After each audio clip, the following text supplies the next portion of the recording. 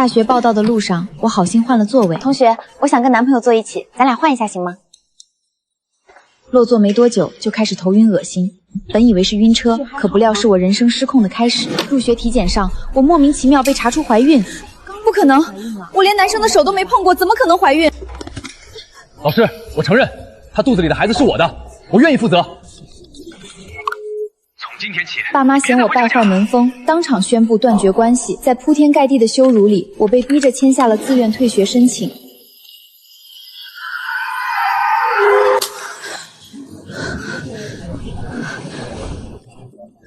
又是8月28日，我重生了。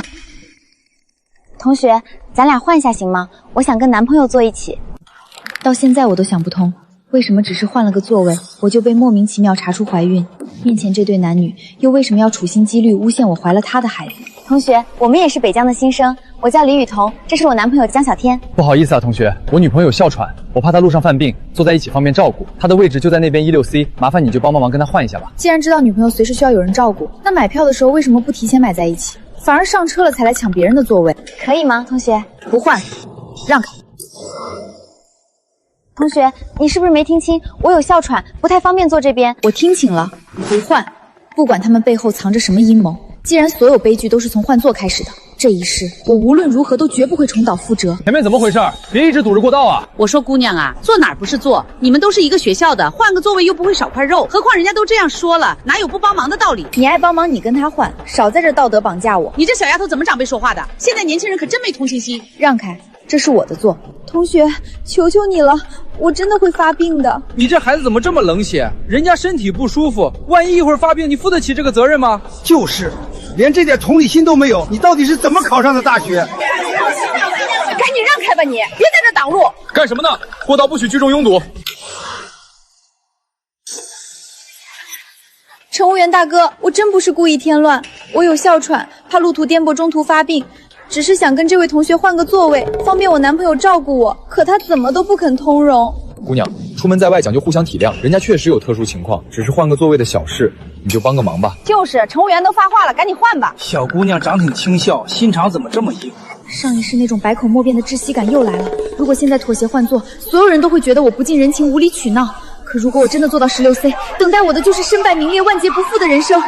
不行，我绝不能拿自己的未来去赌。乘务员大哥，16C 那个座位有问题。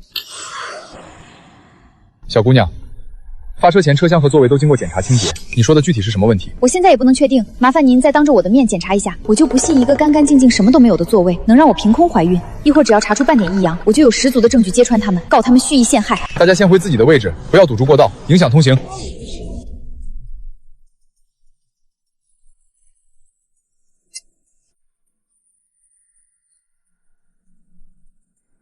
看清了吧，座位完好干净，没有任何异物，也没有破损问题。那上一世我到底是怎么怀孕的？难道真的是见鬼了吗？你这小姑娘疑心病怎么这么重？座位干干净净，一点问题没有，现在可以换座了吧？不行，座位没问题，不代表我换过去没问题。我不信什么怪力乱神，一定是他们在这趟车上布好了局。好，换不换座本来就是双方自愿的事儿，你不愿意，没人能强迫你。但是大家都赶紧回位，过道必须保持畅通，不能堵着路。这样吧，把你的身份证给我，我查一下其他车厢有没有相邻空座，尽量帮你们协调。只要不让我坐16C，他们换去哪里都无所谓。等等，你叫李雨桐？是啊。你原本的座位就是08A， 自己的靠窗座不坐，反倒跑来让别人给你换座。你的身份证也拿出来，我核验一下。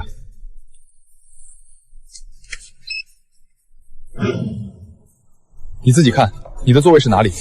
不可能，我明明专门选了靠窗的位置。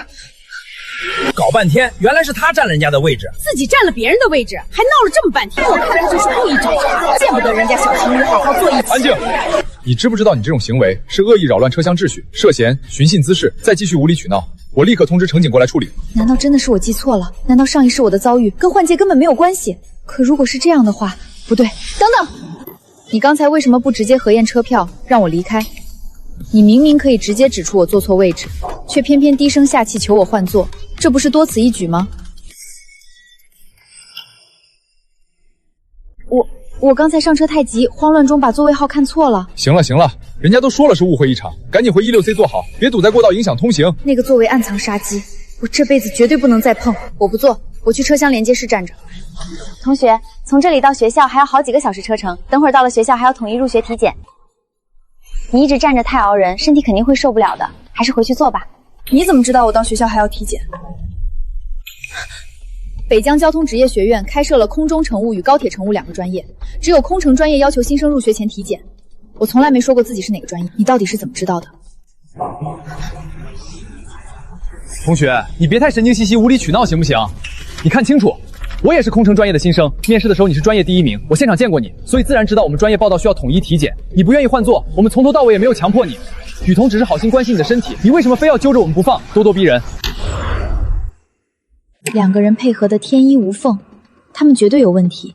可我现在手里没有任何实质证据，再继续纠缠争辩，只会被冠上无理取闹的名头，适得其反。没关系，只要我今天死活不坐那个座位，就算他们有天大的本事，也休想再把怀孕的事嫁祸到我头上。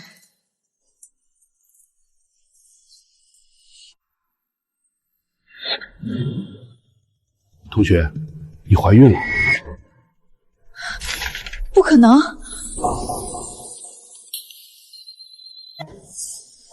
陈同学，按规定，怀孕不影响你的学籍，只是不能参加飞行和体力训练。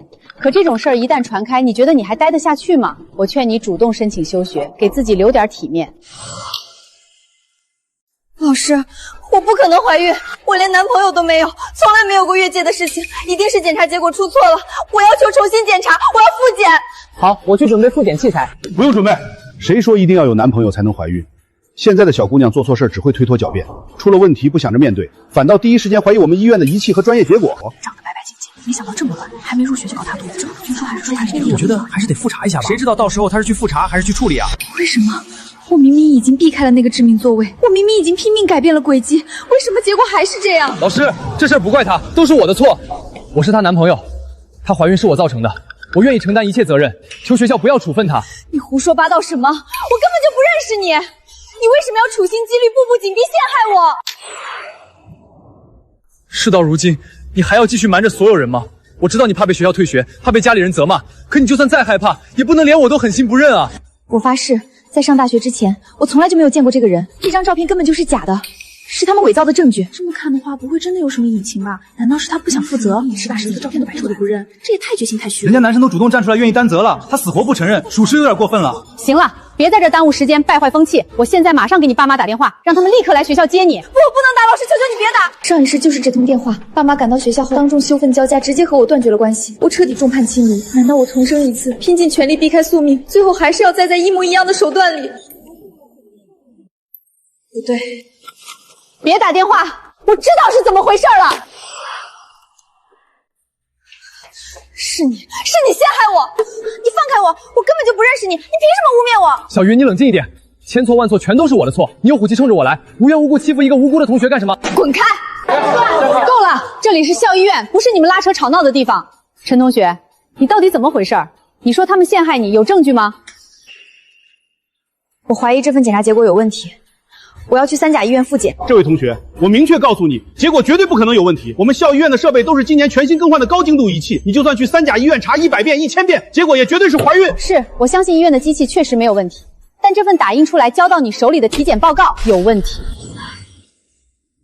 这份报告上清清楚楚印有你的姓名和体检编号，全套检查流程院内都有系统备案记录，你空口无凭，没有任何证据，怎么能随便质疑报告的真实性？上一世在校医院查出怀孕后，我整个人都吓傻了。我愚蠢的以为只要极力解释就一定能还我清白，可是我错了，大错特错。所以我要求复检，也要求核对原始数据。陈同学，不要再给自己找借口了。检查结果有问题可以走符合程序，但你现在先诬陷同学，又怀疑医生，已经严重影响了其他新生体检。你男朋友都承认了，就算去外面的医院检查多少次，结果也是一样。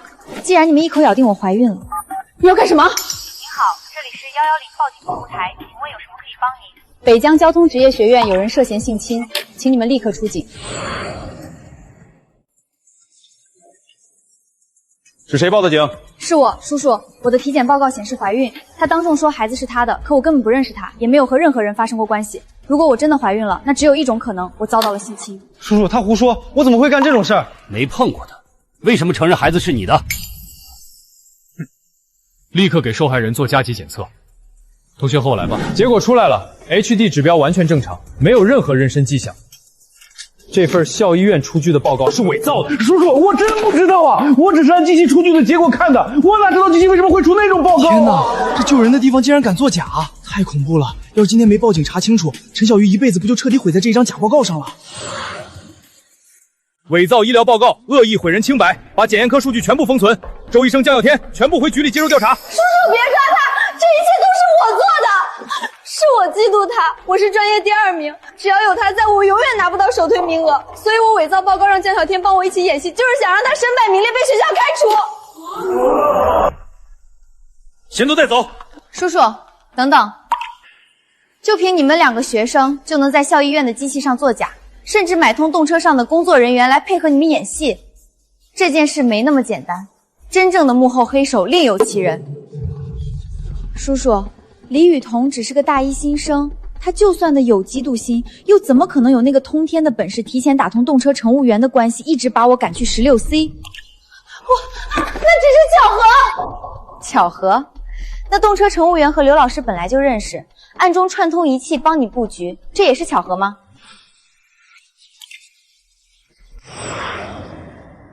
刘老师，如果我没记错的话，3年前你带过一届高铁乘务班，那批学生毕业后就在这条动车线上直乘，对吧？你胡说八道！我带过的学生千万，我怎么知道谁在哪个岗位？你当然知道，这是刘老师3年前的朋友圈，他发的毕业照里，第3排从左往右数第6个男生，就是今天动车上那个乘务员陈小鱼。够了，就凭一张老旧合照，你就强行把地车工作人员绑定成我的学生，肆意栽赃。我看你就是想故意把水搅浑，颠倒黑白。那这一张照片呢？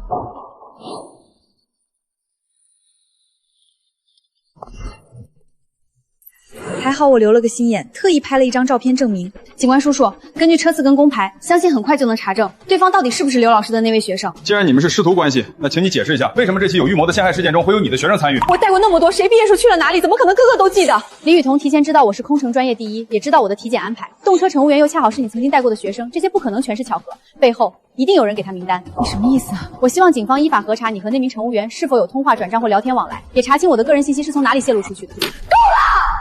他就是一个情绪失控的学生，凭几句猜测就要查老师的手机和账户吗？刘老师，请你冷静。他自己行为不检点，事情闹大了就到处攀咬。警官叔叔，你们不能只听他一面之词。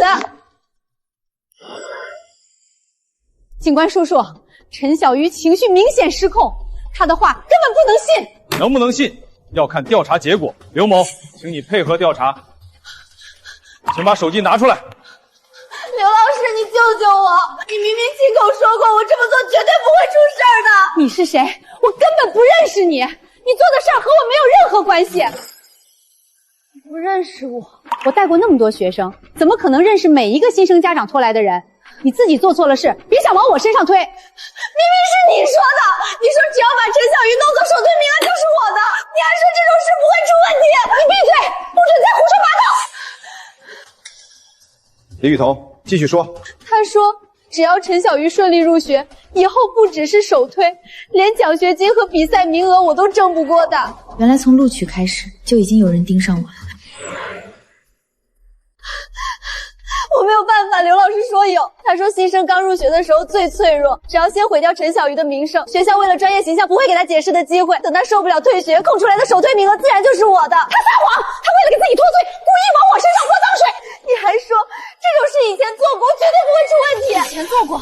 难道还有其他学生被这么害过？为了一个名额毁掉人家一辈子，这还是老师吗？胡说！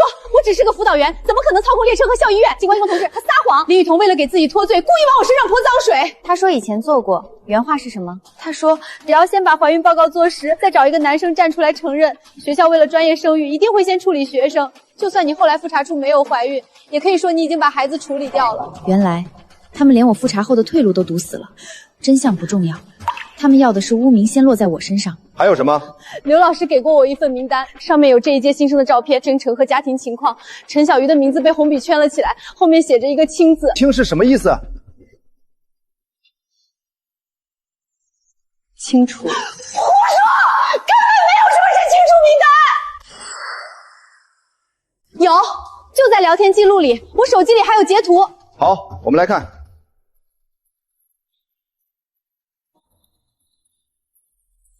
就是这张，红圈和那个青字都在。名单、标注、个人信息，只要这份东西是真的，刘老师就没办法再狡辩了。等一下，这上面标注的人不是陈小鱼，备注也不是清楚，是清欠。这是北辰航培旧学员欠费名单，陈小雨拖欠了6000元培训费。什么？难道这张名单从头到尾都跟我没有关系？不可能！我看见的明明是陈小鱼，后面也明明只有一个青字。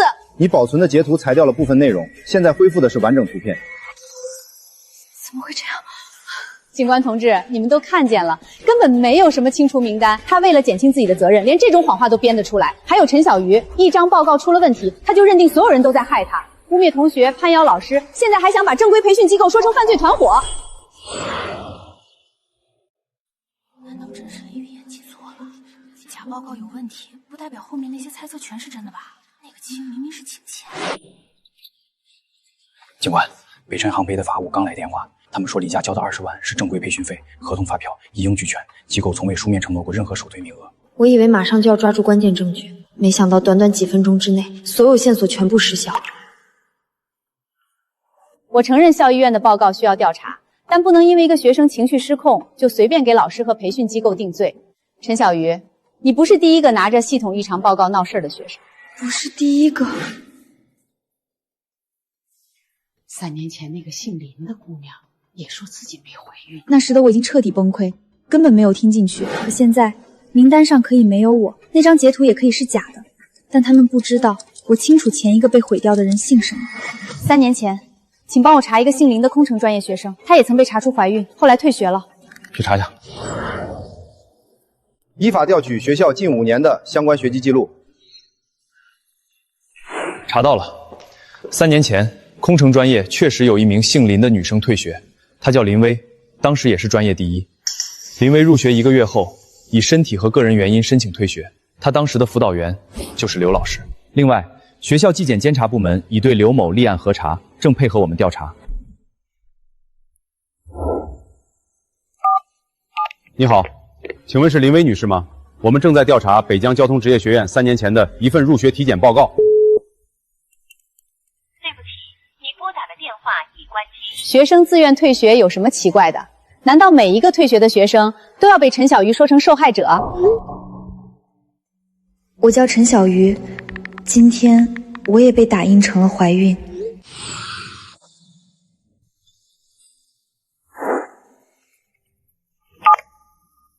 你现在在哪儿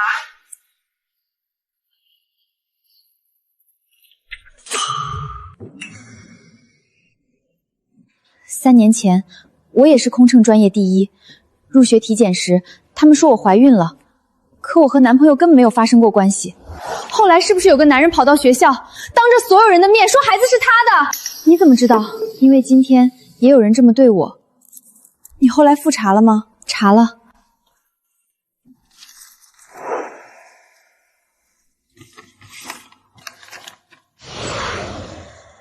这份报告的医院印章和编号已经初步核验，报告真实。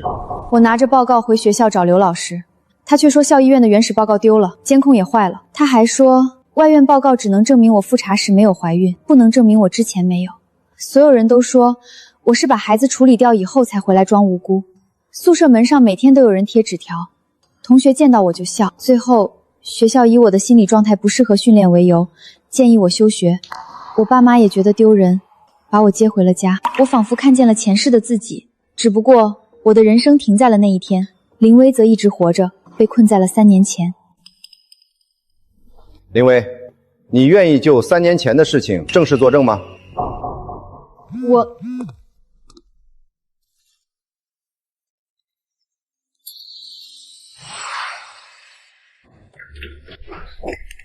林薇，网上说的都是真的。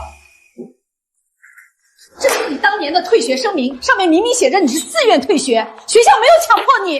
你马上就要嫁进我们家了，为什么从来没有说过这些？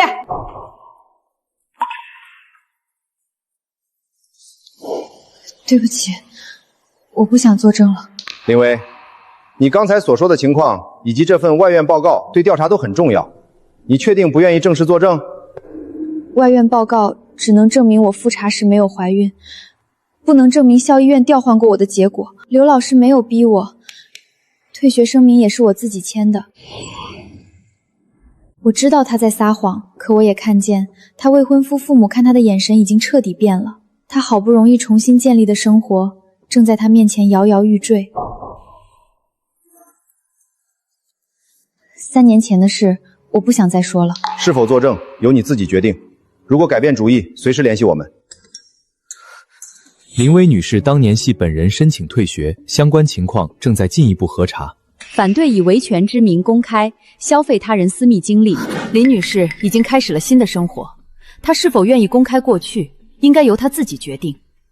任何人都不该为了证明自己的推测，把另一名女性的私密经历推到公众面前。打着维权的旗号消费受害者，只会让她再受一次伤害。真正的保护是尊重她的沉默，而不是逼她成为某个人指控他人的证据。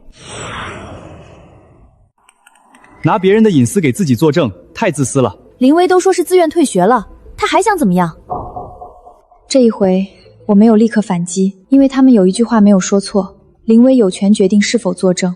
我不能为了自己的清白逼他牺牲婚姻和生活。对不起，我真的不能再查下去了。没事，是你的人生，要不要作证，该说什么，都应该由你自己决定。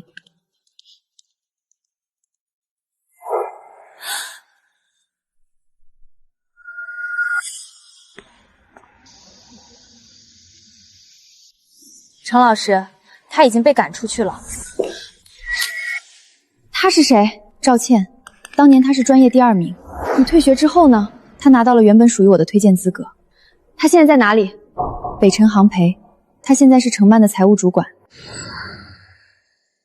3年前，他顶替林薇拿到名额。3年后，他又亲眼看着我被赶出学校。因现有证据不足，刘老师并未采取任何强制措施，但仍在接受调查。学校愿意就假报告对你造成的影响继续协商，你还有什么要求？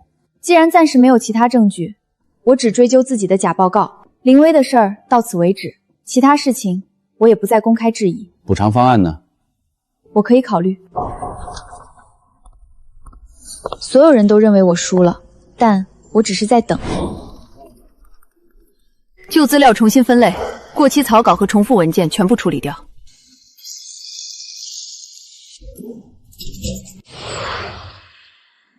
陈小鱼已经承认，所谓产业链只是他自己的猜测，现在他只追究那一张报告的问题。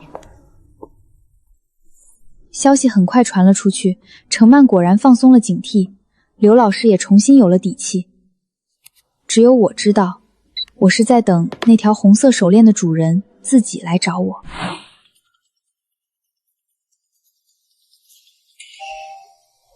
赵倩联系我了，程曼准备把所有账目问题都推给他，他想见你。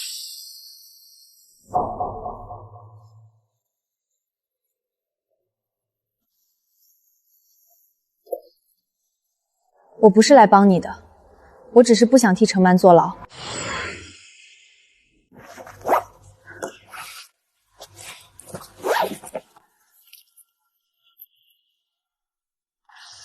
这些字是什么意思？纪是违纪，料是材料，语是舆论，退是逼他退学。每一个标记都是一套为目标准备的手段。你在李雨桐手机里看到的亲欠名单是程曼故意留下的，真正的名单从来不会放在工作手机里。为什么选中我？因为你是专业第一，家里又没有背景。更重要的是，李家愿意出钱。北辰航培卖的从来不只是课程，他们卖的是名额。家长交的钱，一部分变成孩子的专业成绩和推荐排名，交的越多，排得越靠前，另一部分就用来清掉挡在前面的人。你答应我，把这些交给警察以后，替我争取从轻处理。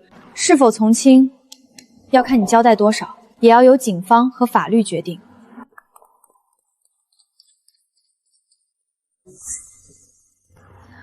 他们找到我了，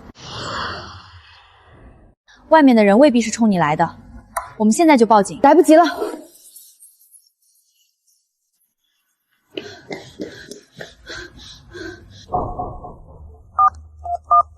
警察同志，我拿到了一份与北辰航培有关的材料，提供材料的人突然离开，现在联系不上，我马上把 U 盘交给你们。赵倩的手机已经关机，暂时联系不上。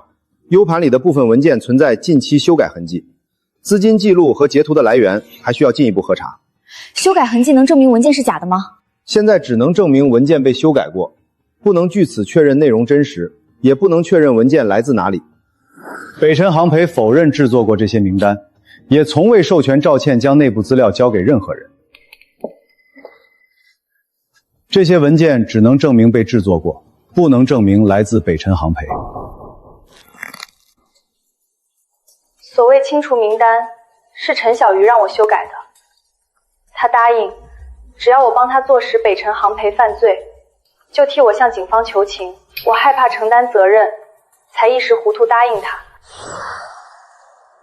我以为终于抓住的证人，竟然反过来指认我伪造证据。对不起，您拨打的电话已关机。他昨晚明明不是这么说的。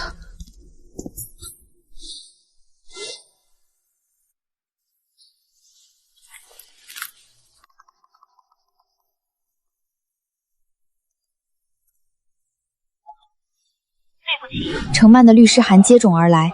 当晚，学校宣布暂缓我的入学注册，行师首推资格一并冻结。因为学籍暂缓，我甚至不算真正完成了入学。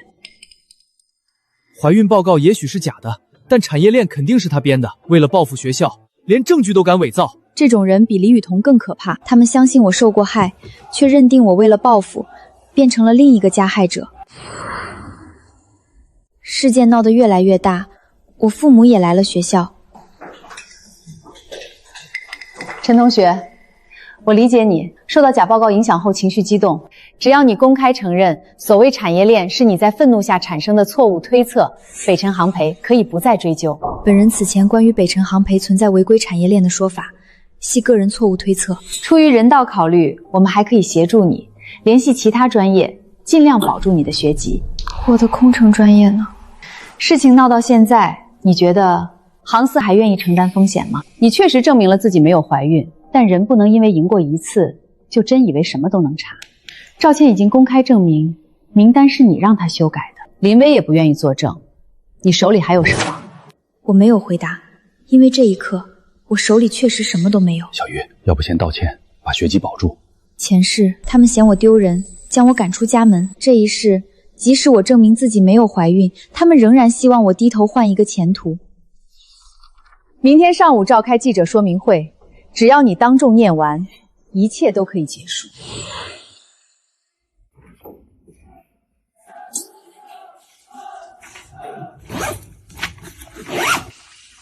重生一次，难道只是让我换一种方式失去大学？陈小鱼在8月27日联系我，他让我修改了8月27日的名单。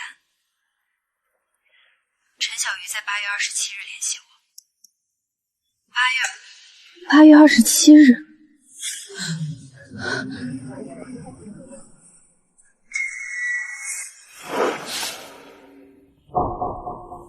8月27日，不对。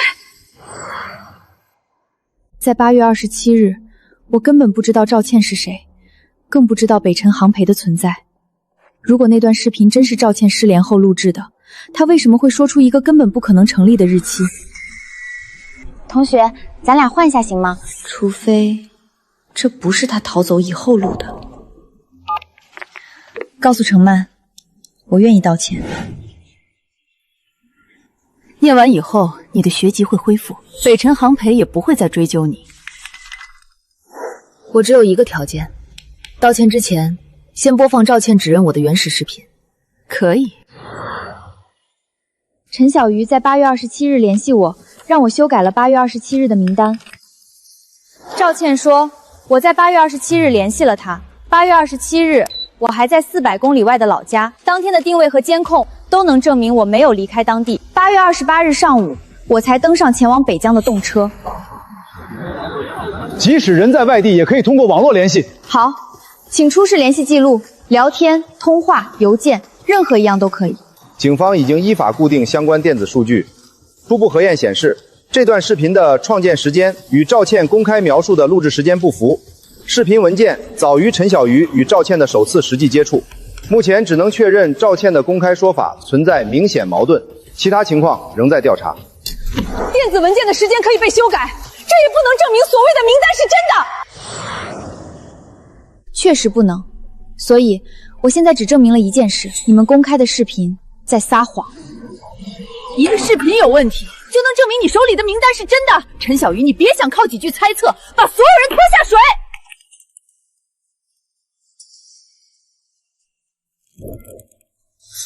赵倩，你还敢出现？那段视频是8月20日录的，陷害陈小鱼以前，你让我录了好几个版本。你胡说！每个版本都换一个指使我的人，谁不听话，你就把责任推给谁。你闭嘴！赵倩，你知不知道自己在说什么？账一直是你在管，现在出了问题，你当然要往我身上推。所以我把账册带来了，这里记着北辰航培5年的资金、推荐名额和处理目标。电子文件你说改过，这本呢？一本来路不明的破账，也配查我的机构？配不配？查完再说，账本先封。最后一页。第7，你不是第一个，账本里一共记了7个女孩。程曼，先别走，配合调查。赵倩，跟我们做笔录。北辰航培的财务、推荐名单和员工资料一份都别动。警官，机构会配合依法调查。你们凭一本假账就想查我？真假我们会查。前面6个是谁？把6个编号都查清楚。接下来的几天，一切好像按下了快进键。先查钱，再对人。本届首推先停，旧处分和替补记录全部复核。原始记录先封存，复核期间谁都不能改。涉事暂停乘务员职称，换不换座只能旅客自愿。北辰航培的推荐名单先停用，等调查结果。之前的同样遭受了不公的女孩，有的是奖学金被取消，有的是签名漏签，有的是突然拥有了一段不正当关系，她们都被问询了。2年前，你原本要参加全国礼仪比赛。对，赛前一天，老师从我的行李箱里翻出一份泄露的比赛题。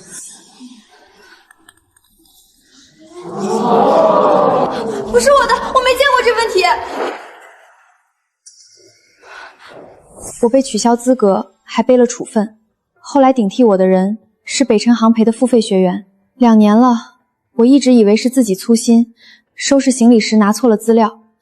原来不是我拿错了，是有人早就选中了我。跟所有受害人一样，真相曝光前，都以为只是一场突如其来的意外。材料可以先核，名字要不要公开，你自己选。不公开会不会影响调查？名字你可以慢慢想，证据我交，名字让我再想想。好，警方找到宋妍了，在他们碰面前，把责任切出去。你出去以后，我们的婚礼怎么办？事情都过去3年了，我爸妈不会接受这件事被全网翻出来。你非要为了陈小云，把我们的生活也毁掉吗？不是为了他。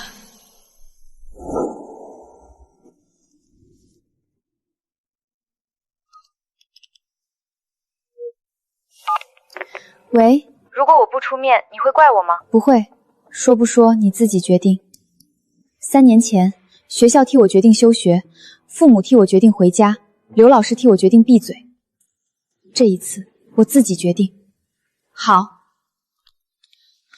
李薇，你出去就别后悔。让开。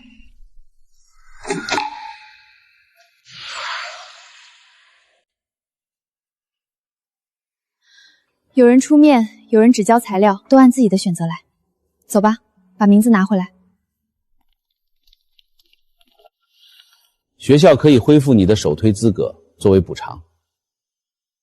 只恢复我的？如果只是1次报告错误，补偿我1个人就够了。可现在失去资格的不止我。那你的要求是什么？我不要补偿首推，我要所有符合条件的人公开考核。你查的是自己的报告，凭什么管整个推荐制度？因为这已经不是我一个人的事。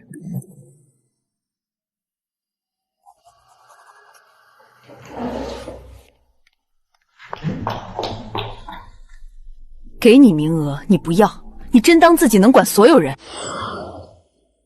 我只是不接受你们拿一个名额封我的嘴。那几个女孩敢公开吗？有人怕丢工作，有人怕家里知道，你拿什么跟我斗？你就算查清楚又怎样？航司最怕麻烦，只要他们觉得你是风险，你照样飞不了。清白能让你飞起来吗？那我就把这笔账一笔一笔查清，凭证据，凭公开程序。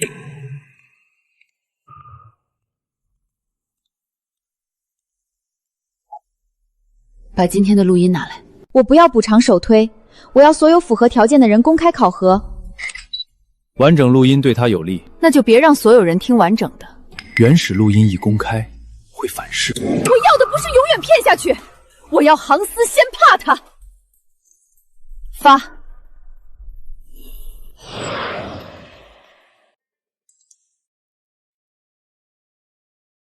不给我首推名额，我就把学校和北辰航培一起搞臭。他就算真被害过，也不能借机勒索吧？难怪非要把事情闹这么大，原来还是为了自己。因相关事件争议较大，暂缓陈小鱼新生训练营资格。北辰航培一起搞臭，航培一起搞臭。我要调取补偿协商会的完整录音。要按流程申请，现在暂时给不了。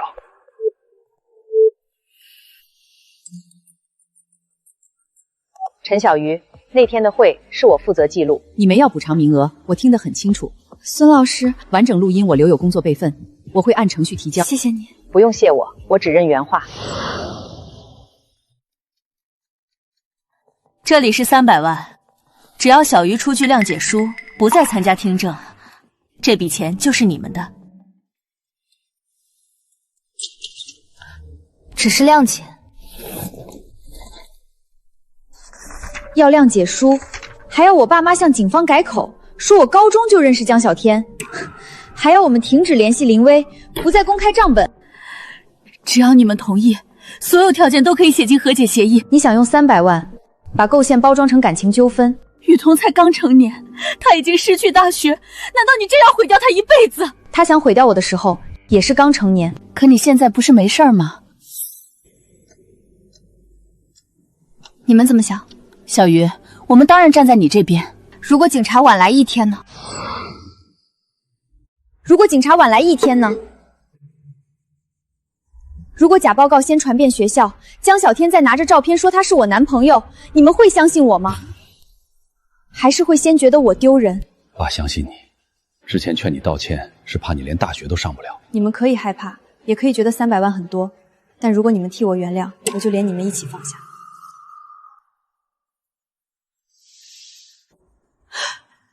我女儿的前途不用你买，更不能拿另一个女孩的前途来换。从你要求我们向警方改口开始，我就在录音。你们别不识好歹，雨桐飞不了，陈小鱼也别想飞。我要报警，有人用300万要求我们向警方提供虚假说法，我有完整录音。王女士，请你冷静。王女士，请你依法配合调查。你非要逼死我们一家吗？路是你们自己选的。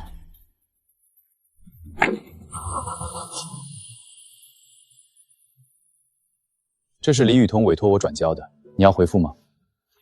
我已经失去大学，失去男朋友，我妈也被调查了，我已经这么惨了，你能不能放过我一次？他承担什么责任，由法律决定，是否原谅，由我决定，不必回复。即使听证会能够证明录音经过剪辑，我也必须重新接受完整的资格审查。听证会只能还我清白，不能直接还我梦想。但这一次，我不怕了。别人偷走的东西，我不等他们施舍，我会亲手拿回来。北江交通职业学院新生体检报告及推荐资格相关事件联合调查情况通报会现在开始。受联合调查组邀请，我通报铁路方面的处理结果。涉事乘务员已停职配合调查，强迫旅客换座不符合铁路服务规范，相关情况仍在核查。根据目前掌握的情况，事件涉及辅导员个人违纪、校医违规以及学生之间的恶性竞争，学校存在管理失察，愿意接受进一步调查。不给我首推名额，我就把学校和北辰航培一起搞臭。陈小鱼，你对这段录音有什么解释？请播放完整录音。原始录音设备出现故障，现有完整记录已经损坏。我是学校纪检部门工作人员，也是当时的会议记录人。学生可以被调查，证据不能被剪辑，完整录音在我这里。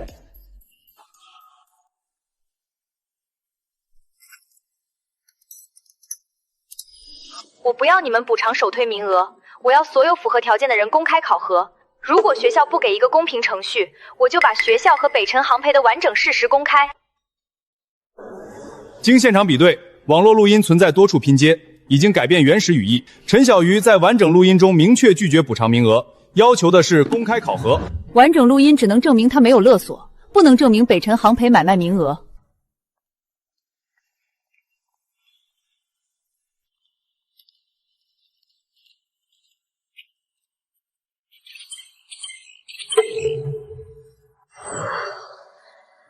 3年前，我被一张错误的怀孕报告逼退学。今天，我愿意正式说明全部经过。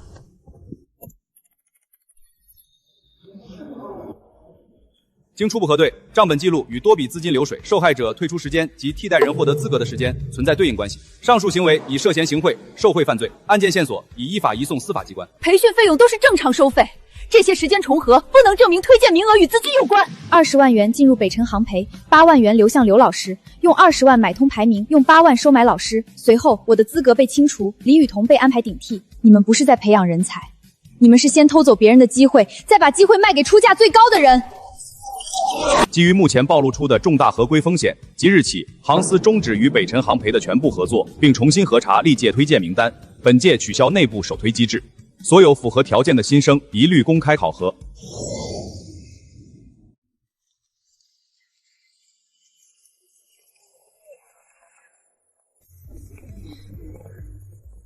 陈小鱼，公开考核定在10天后，你符合报名条件。公开听证会结束，我没有得到补偿名额，也没有得到特殊照顾，我只拿回了一次公平竞争的机会。接下来你准备怎么办？参加考核？需要我们做什么？先送我回去吧。听证会能还我清白，能不能飞还得靠我自己。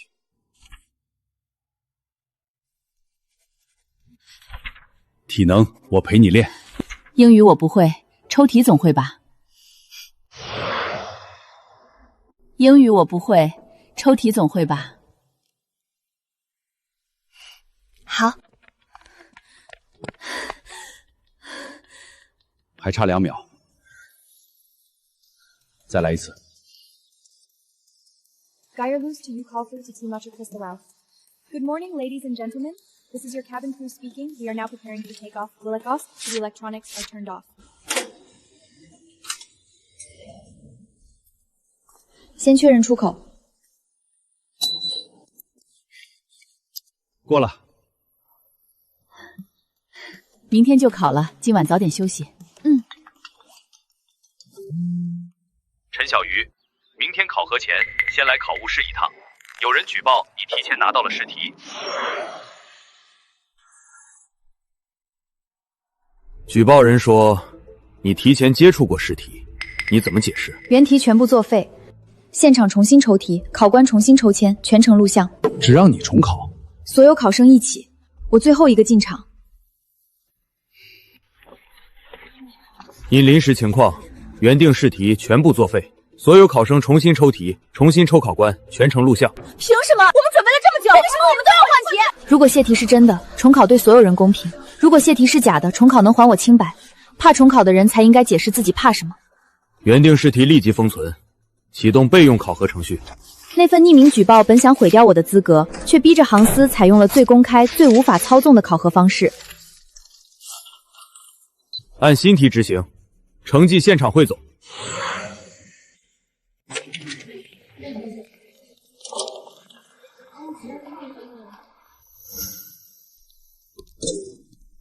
陈小鱼，到你了。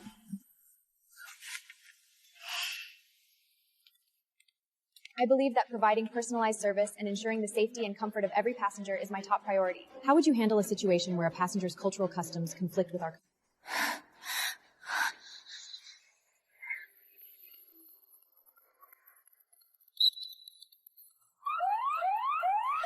大家保持冷静，回到座位，系好安全带。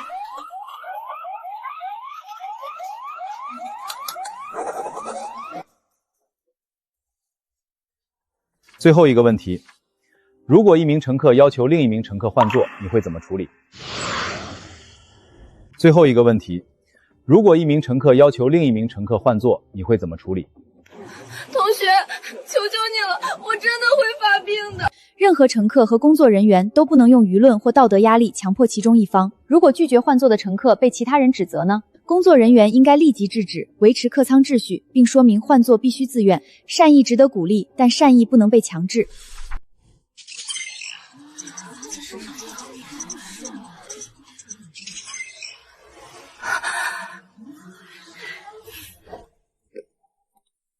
陈小鱼，欢迎加入。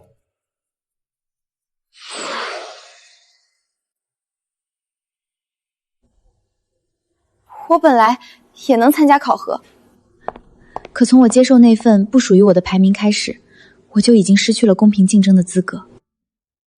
经学院纪检部门初步核查，刘某涉嫌利用职务便利接受教培机构请托，干预专业成绩及推荐排名，相关问题线索已按程序移送司法机关。学校纪检已经移交了相关问题线索，公安机关正在核查资金流水，机构的账目和历年推荐名单都被依法调取了。李家交的是培训费，北辰航培提供的也是培训服务，可其中一部分钱流进了掌握专业成绩和推荐资源的相关人员账户。现在查的已经不是普通培训纠纷，而是涉嫌行贿受贿的刑事案件。经学校纪检部门核查并移送公安机关依法侦查，检察机关提起公诉，法院对北辰航培违规干预专业成绩及推荐资格案作出判决。法院查明，程曼通过北辰航培收取钱款，向相关人员行贿，操纵专业成绩和推荐排名，依法获刑。刘某利用职务便利收受财物，犯受贿罪，被依法判刑，并由学校开除。调查也证明，所谓怀孕报告只是逼学生退出的构陷手段，怀孕本身不影响入学资格，更不能成为取消录取的理由。涉事校医受到相应处理。江小天和李雨桐因参与伪造材料构陷同学被取消入学资格，王丽芬也因行贿被依法追责。涉事乘务员则由铁路部门另行调查处理。这不是一场名额纠纷，而是一条用金钱操纵排名、破坏公平的犯罪链。刑事案件有了判决，学校对历年专业考核、处分记录和推荐名单的复核也终于有了结果。处分撤销了，档案和官网上的错误记录也全部完成了更正。学校可以补办相关荣誉，也可以重新为你提供一次参加比赛的机会。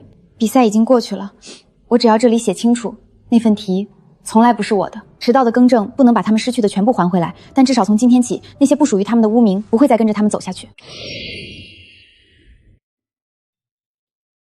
至于林薇，她没有重新回到空乘专业，而是继续经营自己的婚纱店。学校问你要不要恢复原来的专业记录，我不回去了。会后悔吗？我后悔的是3年前所有人都替我决定，不是我后来选择了婚纱。把它挂在这里，不是为了提醒自己受过什么伤，是为了提醒自己，我从来没有做错。走吧，这一次我们一起进去。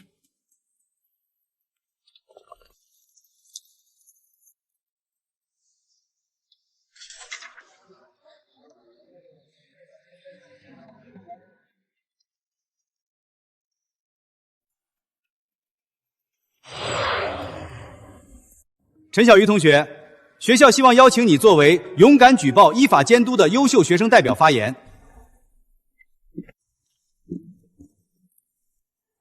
我拒绝这个称号，我不是学校用来证明自己公正的招牌。清白不是别人赏给我的，今天的道歉也不是恩赐，你们只是把偷走的东西还回来。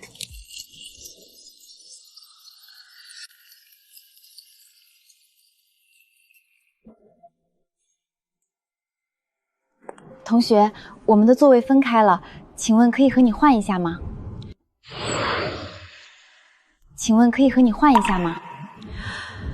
同学，咱俩换一下行吗？我想跟男朋友坐一起。如果不方便也没关系，我们先请乘务员核验，完全尊重你的选择。我已核验双方座位，是否换座由您自愿决定。可以，谢谢。谢谢姐姐。请系好安全带。女士们、先生们，飞机即将起飞，请您确认安全带已系好，座椅靠背调直，小桌板收起。这一次，是我自己把翅膀拿了回来。